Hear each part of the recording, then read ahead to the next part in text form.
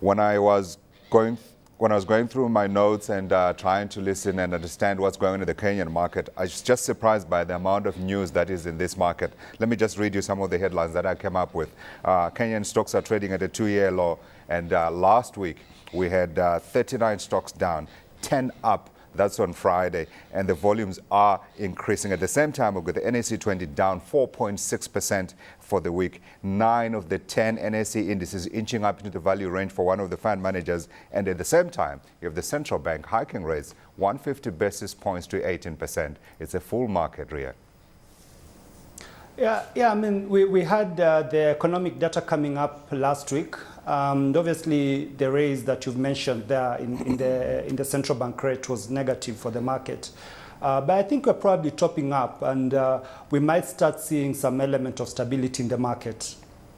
Okay, so let's first begin. I said a mouthful there, and I really left you very little time to ask a proper question out of you. But let's begin with a look at the equities front. I mean, the surprise for me is that you have got now volumes picking up at the same time that you have got most market commentators saying that the market has been way oversold. Why are we seeing a pickup in volumes when the market is trading at lows that everybody acknowledges places most shares in value range?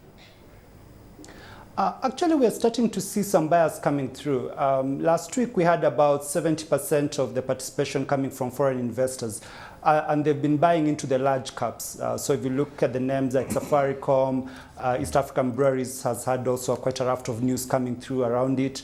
Yeah, so that main focus alongside the traditional banks has been something that investors have been looking at. Yeah, it's no surprise that we've got investors bailing out of the banking stocks, particularly given that steep interest rate increase. But I must say, and I'll come back to this point later on, at the beginning of the year, here at CNBC Africa, I do remember having a conversation with Alicia, who was just presented now, as well as one of the younger reporters, Samantha Loring, and talking about the fact that what we were seeing at the beginning of the year was a mispricing of Kenyan risk. And we've now gone full circle. Rates have been up for the 4th time in a row, and we're now sitting at 18%. No one would want to watch it, to hold a banking stock right now.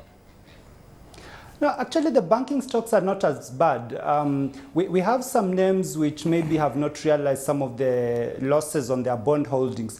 But if you look at the margins that they are now experiencing, some of the banks are actually starting to look quite attractive and are trading on at price to book of around 1, whereas traditionally they've been between 2 and 3 times. And even on a price earnings multiple, we're starting to look at price to earnings multiple of about 5. So the banking itself, it's just the way you choose, but I wouldn't really rule them out as of yet. Yeah, but if you've got rates sitting at 18%, there's going to be pressure on those profit margins, isn't going to be there. I mean, who is going to be able to afford to borrow at such steep rates? I think there's a sense that the current level of interest rates is probably temporary because the central bank is chasing inflation and trying to sort of catch up with it had been behind the curve. If you look at inflation figures towards maybe first quarter of next year, we're probably going to have inflation back to around 10%. And that could bring down some element of positiveness for investors. Obviously, if it persists, then that's a concern. So what's your assertion? You're saying now is the time to buy because looking into the future, into 2012, we're likely to see interest coming back into the banks again, and we're likely to see banks beginning to make money again.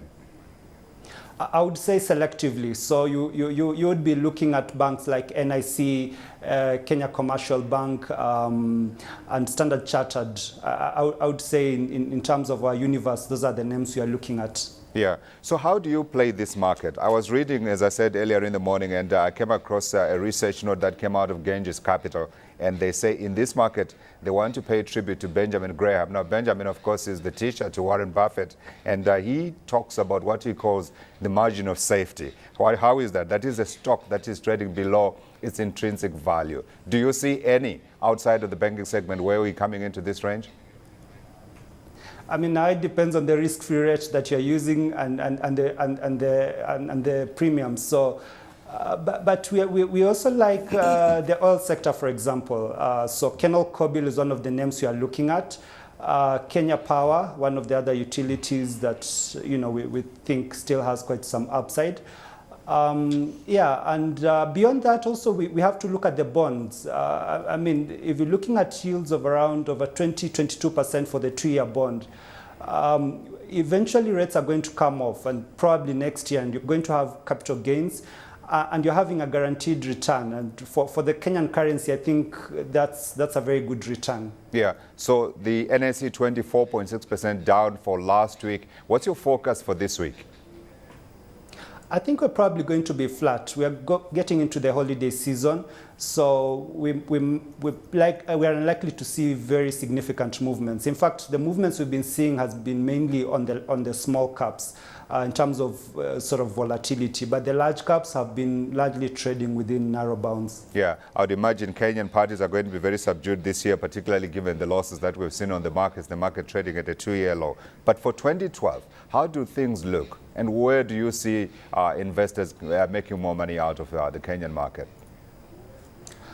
I've mentioned with regards to margin improvements, so depending on the banks, we think KCB and Standard Chartered will probably see a very strong upside for that year, although Standard Chartered is still trading at a little bit more expensive level than the market.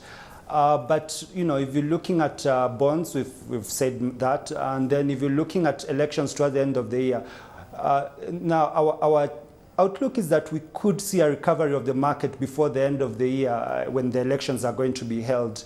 So, you know, if the investors are to look at that, then you might just buy sort of generally across the market, but, you know, more specifically the names which would be more defensive. Yeah, so I want to put you on the spot here and ask you for a return for the NSE 20 for 2012. What percentage gain are we looking at here?